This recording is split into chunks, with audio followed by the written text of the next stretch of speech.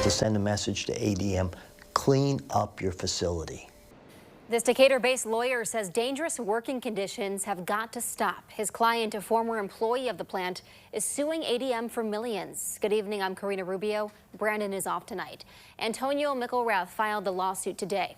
Lawyers say he and 2 other workers were seriously hurt in an explosion at ADM a year and a half ago, something they say could have been prevented. WCIA3's Jack Crum is in studio. Jack, what is the basis of the lawsuit?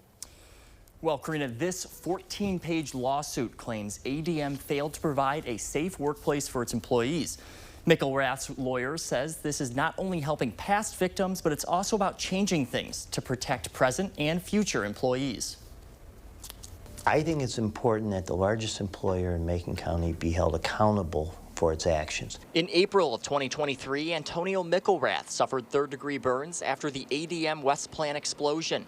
It left him in a medically induced coma for 2 weeks. And he continues to have serious permanent injuries as we sit here today, and will for the remainder of his life due to the conduct of ADM. Lawyer Timothy Shea is representing McElrath. He says the basis of the lawsuit are violations cited by OSHA following their inspection of the plant in the days after the explosion.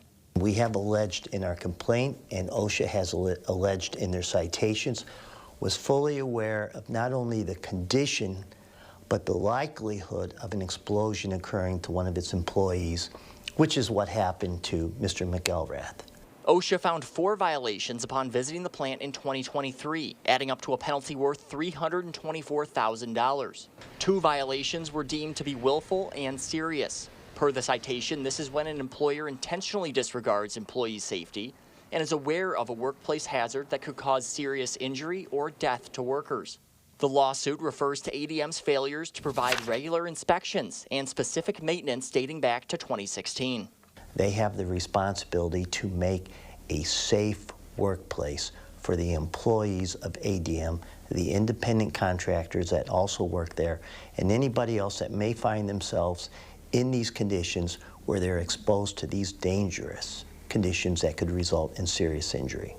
On the complaint, Shea confirmed other instances are referenced as well. The conduct, the accidents, explosions, fires, they continue even to this day.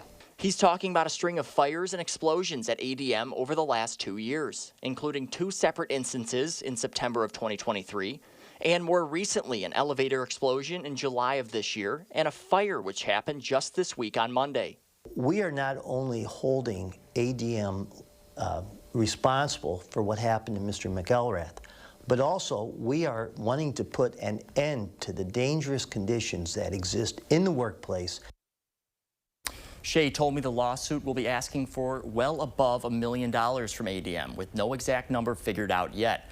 WCIA did reach out to an ADM spokesperson, and they said, quote, "We do not comment on pending litigation." Karina? All right, Jack, thank you.